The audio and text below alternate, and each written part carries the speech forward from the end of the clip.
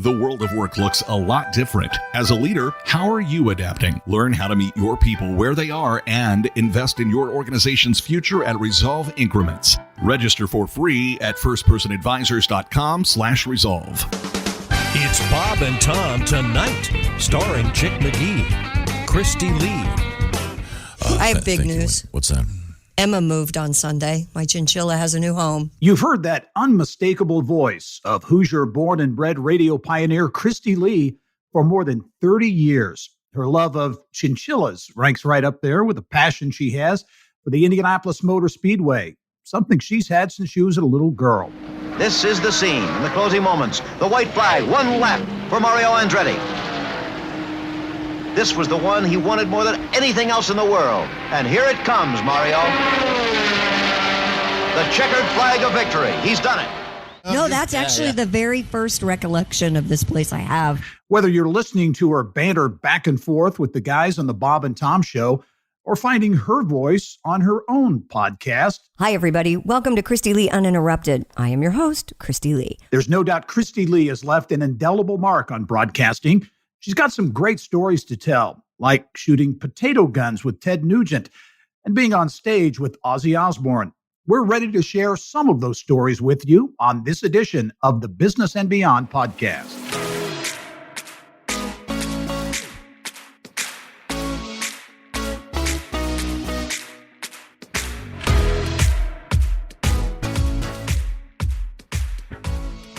Hello and welcome to the Business and Beyond podcast presented by PNC. I'm Gary Dick.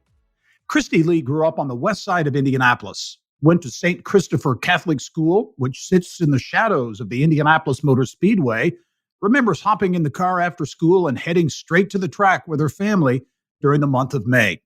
Kristi graduated from Ben Davis High School, where she started her career in radio, then landed an engineering job at WRTV Channel 6 in Indianapolis, then got her first radio gig on the Bob and Tom Show in 1988, a program that is now not only nationally syndicated, but heard in more than 177 countries and produced right here in Indianapolis. And I'm really happy to be joined on this episode of the podcast by radio broadcasting legend Kristi Lee. Kristi, how are you?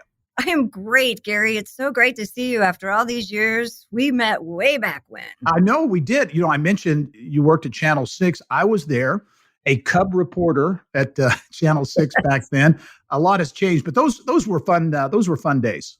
Oh, yeah. They were very fun days. I learned a lot in 6 years there. Yep.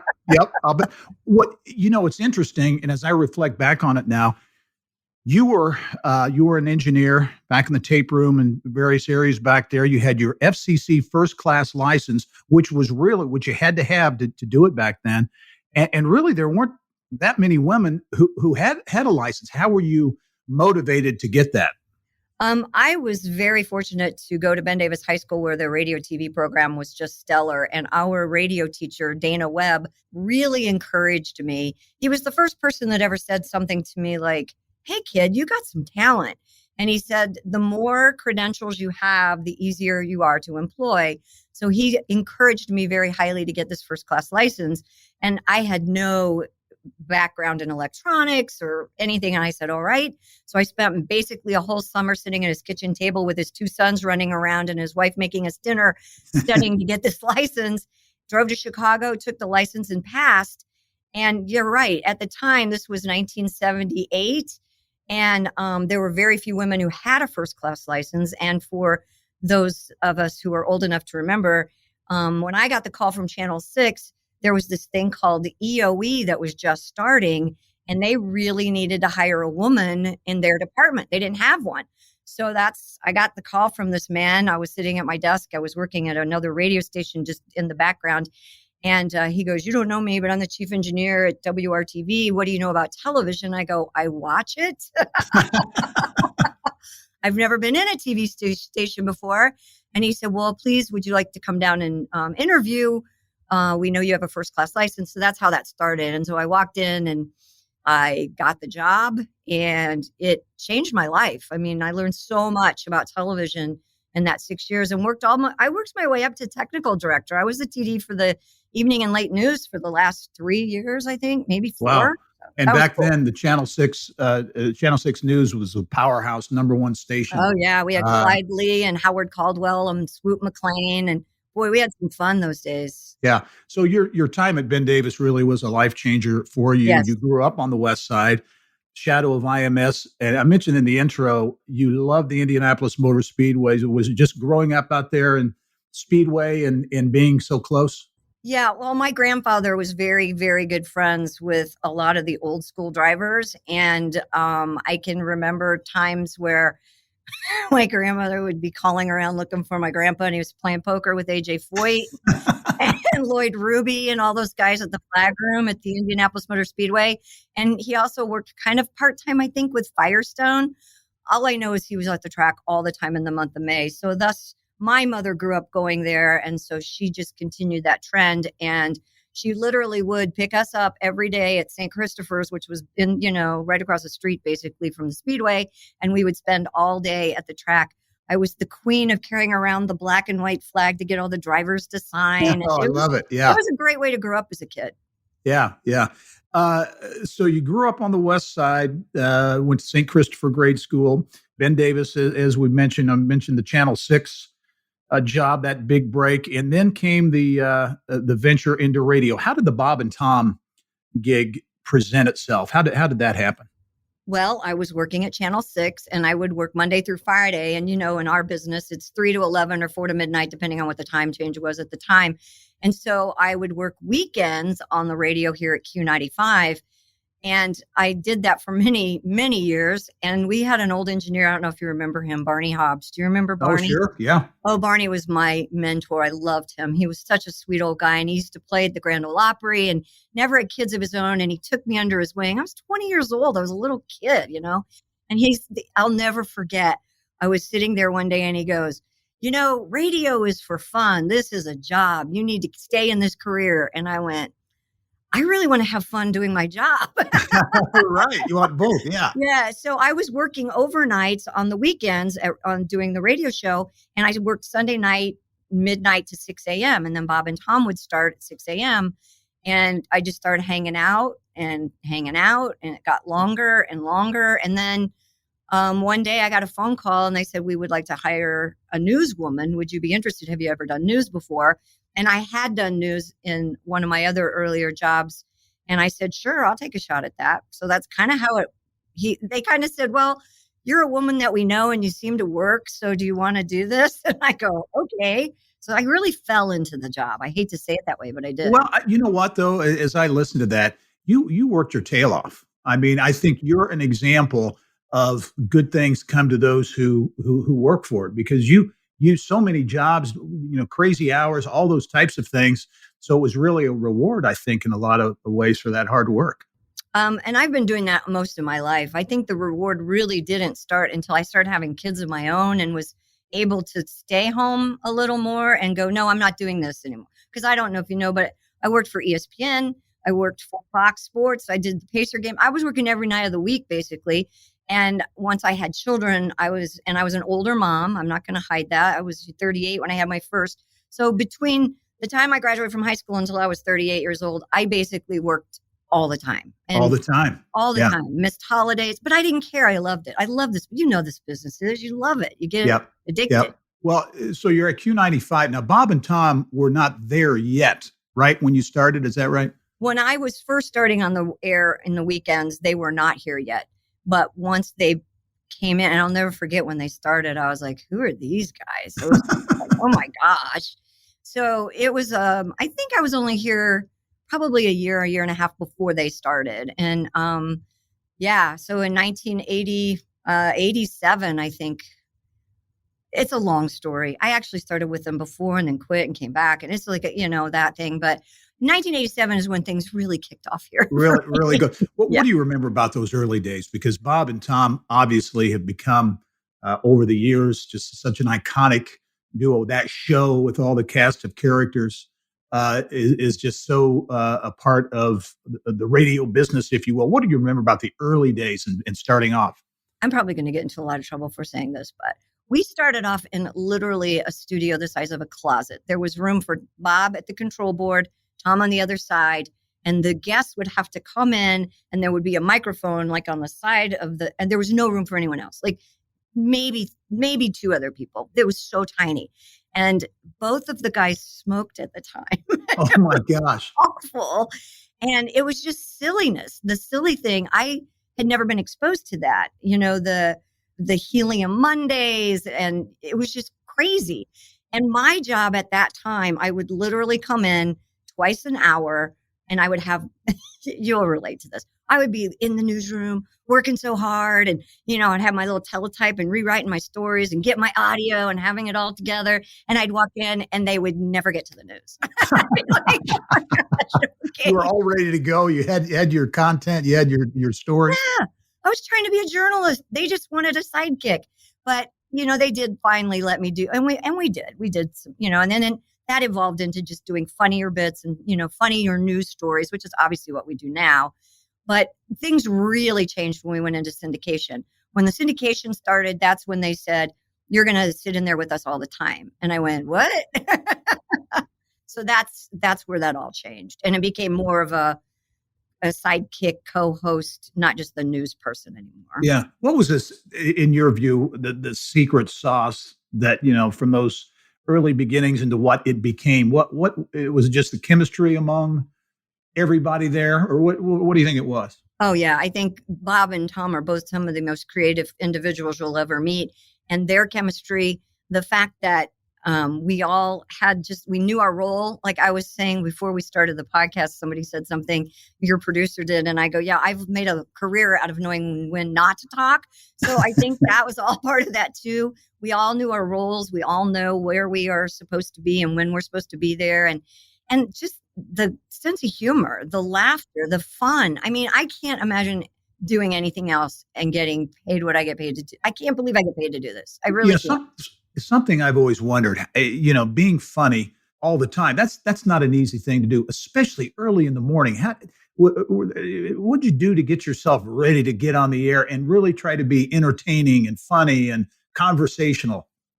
I think most of the preparation comes the day before. Like, I don't know about you, but I am always, I hate to say this, but I'm always on my computer now, like reading stories. And so when I come in the morning, I already really know what we're going to talk about. Because that's the other thing, that Tom and I have like an unwritten language. Like we just know, I know stories that he'll want to do, and he knows stories so we just know before we even get here. So I think that really helps the longevity and just knowing each other really well. It's funny you would say that, because I literally get up at the last possible moment I can, and I come into work. I don't even drink coffee till I get here. And I've never really been a morning person. I did TV news. I was working nights forever, but you just kind of start and you just get here, and it's, the lights are on, and we don't have natural light in here. So it's always bright. It's like Vegas. You never know what time it is. So you just come in and it just, there's like I don't know. I can't, after 2 cups of coffee, that switch just flips, and here we are. And you're ready to go. Okay, Kristi, each podcast, we do what we call the 2-minute drill. So it's basically, I ask a few quick questions, ask for your quick answers to these. So are you up for the task? Do you have a beep button? Oh, absolutely. Absolutely. Okay, here we go. Favorite way to relax? Reading. Big reading. Fiction or nonfiction? Both. You have a favorite Indy 500 memory? Yes, easy. 9 years old, 1969. Mario Andretti was my favorite race driver, and he won the Indy 500, and he signed that little checkered flag of mine. And now to this day, I can say that we are friends, and it's just like one of the greatest things in my life. Yes. Okay. Now you have interacted and been in touch with a lot of really cool people, entertainers, celebrities. So I just want to really brief, I'm going to tick some off here. And I want you to just give me a quick 1-sentence description or what you remember or think about these folks. And we'll begin with Kid Rock. Oh my gosh. Kid Rock came in and did a live day with us. And Tom was so nervous. He was the most scared I've ever seen him, because he didn't know how it was going to go. And he was fabulous. He was fun to work with. The show was great. He made us all laugh. It was one of my favorite programs. Very good. Dolly Parton. She came in, I was 9 months pregnant with my second daughter, and she was supposed to stay one break. And she goes, we're not leaving here until I name that baby. And we talked. She stayed the whole morning. She was lovely. She is the sweetest, most down home. Oh my gosh, I love her. Yeah. Peter Frampton. Oh, I knew you guys were going to do this. He's obviously my favorite musician, and that's probably been, next to the Mario thing, my second greatest love, that I got to actually meet him. In fact, we were just on Twitter last night because it was his birthday, and he was so grateful that I had remembered, and he was so nice, and he's just the nicest man in rock and roll. I can't go on. I'll gush. I'm blushing. Interesting. Yeah. Ozzie Osbourne. Ozzie has been on the show a couple of times. He's very hard to understand. Tom and I got to be on stage with him at Market Square Arena, dressed as monks in these robes. And all we can both remember is the huge zit that was on his back, which was so disgusting. And then when he came here the one time, he picked me up in the parking lot. I have a picture of that somewhere. I don't know where it was. I don't know why, but he carried me around in the parking lot. He's a weird dude. Interesting. Yeah. Okay, final one, Ted Nugent. Ted Nugent, he's been on our show 2 or 3 times too. He was with us live in Nashville one time at a club, and it was great. But the big one was out here in the field. We have a big field up next to the station, and we had potato guns out there for some reason. And he was all about shooting off these potato guns. And he is an awesome marksman. Let me just tell you. Yeah, he's a big bow hunter, right? Yes, and he could hit a target. I'm not good with distances, but he was stellar with the potato gun. That's all I got to say about that. Oh, unbelievable. Well, that was an entertaining 2-minute drill, Kristi. Thanks very much. Some great answers there. We're going to have much more with Kristi coming up, including her days touring with the rock band Kiss in the mid-'80s, when she actually left the Bob and Tom show a few years back, and then, of course, returned, and a lot more when the Business and Beyond podcast returns.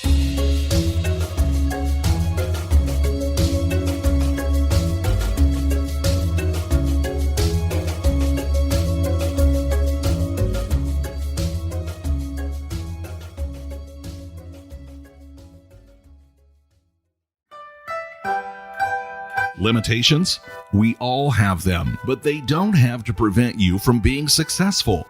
Transform your challenges into opportunities for success at Resolve Increments. Join the conversation with Dr. Rebecca Ellis and TED speaker and artist Phil Hansen on April 29th. Your free pass awaits, or catch the replay at firstpersonadvisors.com/resolve. Welcome back to the Business and Beyond podcast presented by PNC. My guest this week, radio icon Kristi Lee. And Kristi, again, great to have you with us on the podcast. A very entertaining first half of the podcast. I know we're going to have some more great stories coming up here. You've had a fascinating career. You've done so many things. Among them, which I find interesting, is in the mid-'80s, you actually toured with the rock band Kiss. Tell us about that. Well, that wasn't really a job. I was dating one of the performers in Kiss at the time. Was it the lead guitarist? No. Well, it was the lead guitarist, Bruce Kulick. Yeah. Bruce is now with Grand Funk Railroad. So if you ever go out and see Grand Funk, you'll see him playing. He's great. And I highly recommend you go. But we dated, and I went to a very many Kiss show that year. And it was quite an interesting experience. I went to the Playboy Club in Lansing, Michigan with Gene, Paul, Ace Cosby from the show, myself, and Bruce. That was a night to forget.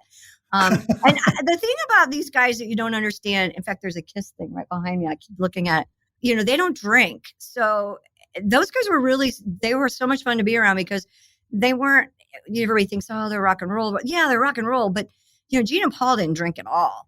And they were just so funny when they were away from everybody. We ate at a Denny's in Terre Haute one time. I think I've eaten at that Denny's probably. I'm sure you have, right there by the interstate. Yeah, right by 40. And we're sitting at Denny's at 1 a.m. with the guys from Kiss.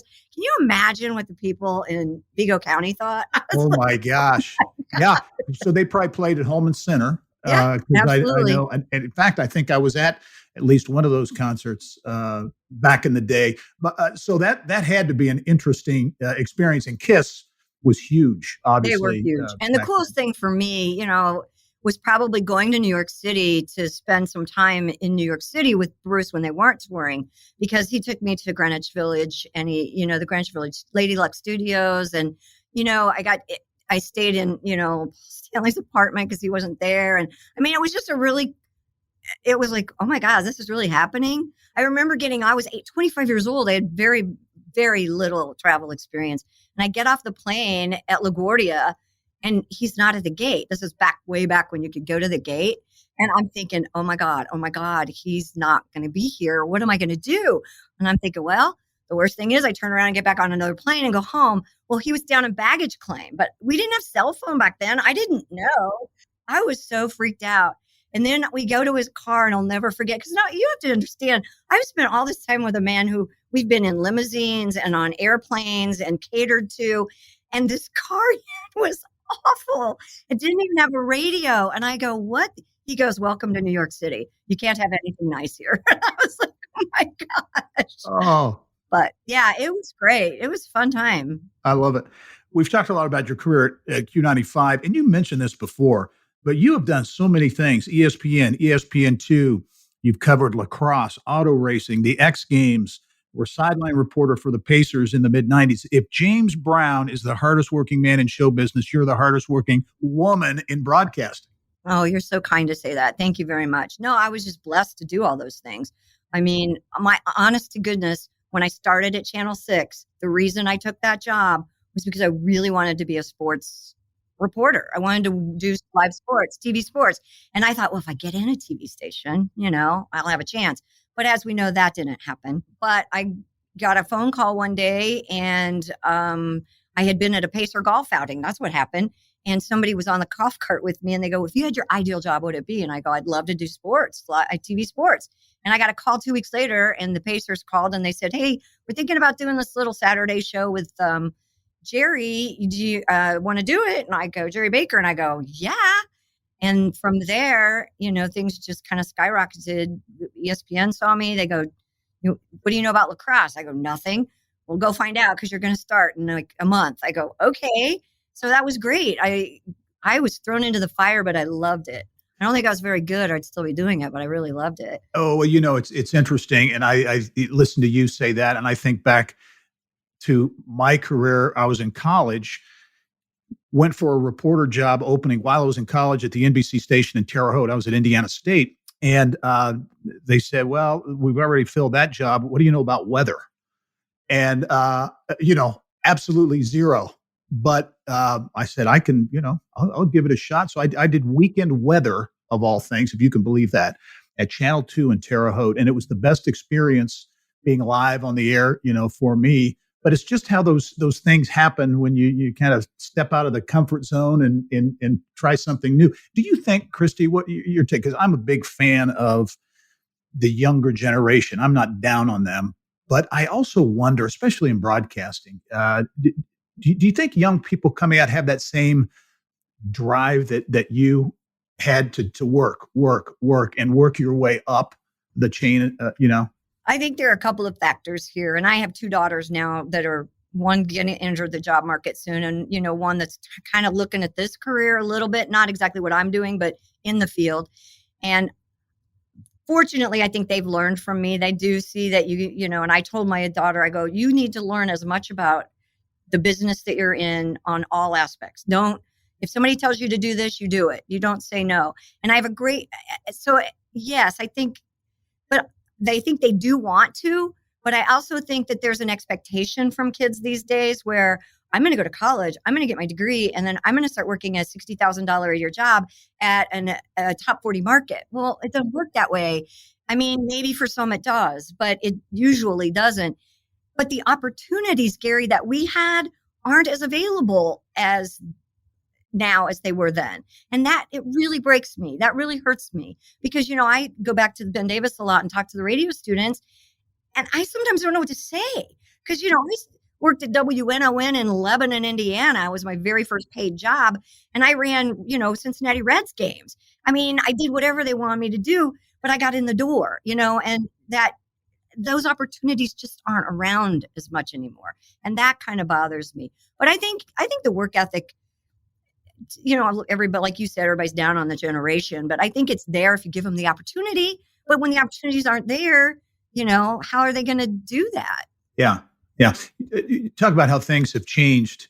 And I hear comedians, talk about their frustration at the political correctness, the PC culture that we live in today, and how it makes it challenging for comedians. They get maybe intimidated or afraid to say certain things. Somebody's going to be, offended. Has that impacted the show at all? And what, kind of the back and forth, the spontaneity in that? Yes. And there are certain comedians we won't have on because, and not PC-ness as far as just even politics. We do not do politics here at all. Zero. And if you are on social media and you're leaning and, you've got this group that you're no, we don't do it. And we won't bring people on. And we've lost some good comics.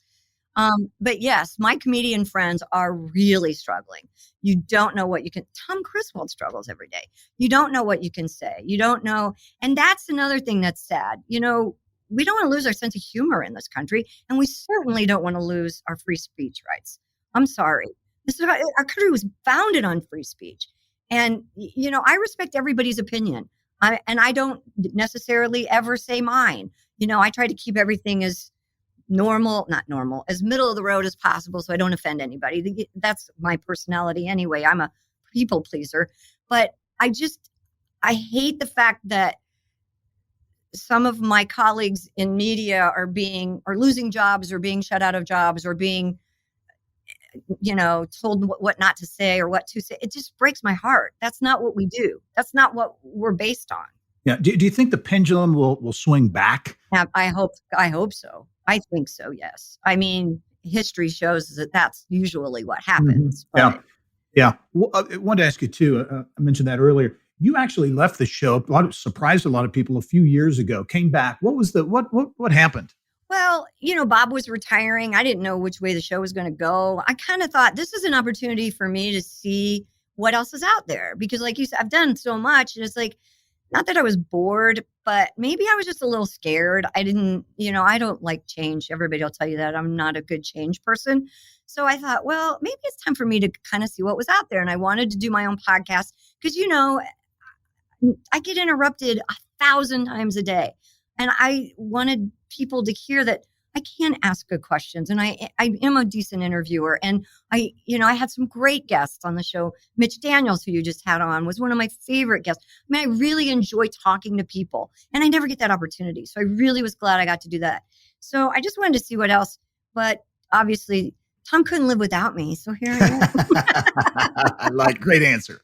But no, it's true. I mean, I told you earlier, we have a chemistry that's almost like a married couple. I mean, I hate to say it that way because I would never be married to him, but I know what he's thinking. He knows what I'm thinking. I know it works really well to have your right-hand man there. Yeah. Yeah. You have a lot of fans. I think two of your biggest fans are your daughters. And so you have at least one is following your footsteps in broadcasting, right? A little bit. My youngest has a little show on Monday nights on the Purdue campus radio station, which is her and another girl, and it's just a hoot to listen to. The other day I was listening, they're only on for an hour, and I got in late. It was like 10 till, it's late at night, it's 9 to 10. And little Rosie goes, "We haven't played a song yet." And Sophie goes, "I'm not done talking. I haven't talked to anybody in 3 days." Because of the pandemic, being at college this year has been so hard for them. And it's really a nice way for them to express themselves. But yeah, my youngest is exploring the film, radio, TV, vibe. She doesn't really know exactly what she wants to do. She's very funny, very witty. I think she could really, I've always have the secret wish that she and Willie will take over the Bob and Tom show someday. So yeah, that's interesting. If I could write the script, that's how I would write it. I like that. What are your aspirations? That's, I guess, one of them, for them. Opportunities for young women, I think, are more plentiful now than when you were in your younger days and you had to break through some walls to do what you do. What are your hopes and your aspirations for your two daughters? That they become financially independent. That's the first one. I think that I hope that I have taught them that they can do whatever they want to do, and then they can be whatever they want to be. And if you work hard, things will happen for you. My oldest, I think, is struggling a little bit because she had this real vision of what she wanted to do. And then the pandemic hit and she went to an art school. So most of that internship programs and things, she was going to do this big art installation at the museum in Chicago, all got canceled. So I think she's struggling a little bit trying to find her way, but she will. And I think it's exciting that they have the opportunities that all women, everyone now, if you want something, I came from nothing, trust me, not nothing, but I mean, I lived in a trailer park. We weren't, rich or anything. I just worked hard and wanted to do something and I could do it. And I really believe that in our country, that's still a possibility. I really feel that. And so my aspirations for them is just to love what they're doing and do the best they can do. I mean, just be the best they can be. Yep. What's next for Kristi Lee? What retirement? How far? Then you can't retire. What would you do in retirement? I don't know. What would I do? I would like to say travel, but you can't really do that right now. I'm never going to. Are you kidding me? And now with this technology, the greatest thing about the pandemic is, and I told Tom the other day, I go, next winter, I'm going to be in Florida. I like that. I can work anywhere. And I have the best job on the planet. So I don't really have like a bucket list of things. I think, like I said, traveling, I really want to go to Australia. I mean, I'd love to do that. I started dabbling in some flying lessons, but I don't know. Really? I got a little scared. Wow.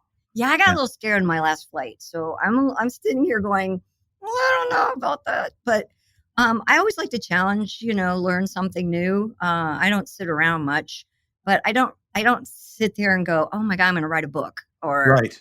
What's your typical day like? You're up early, and then what do you do the rest of the day? I get up early, come to work. I'm here by 5:15ish. I leave around 10:30.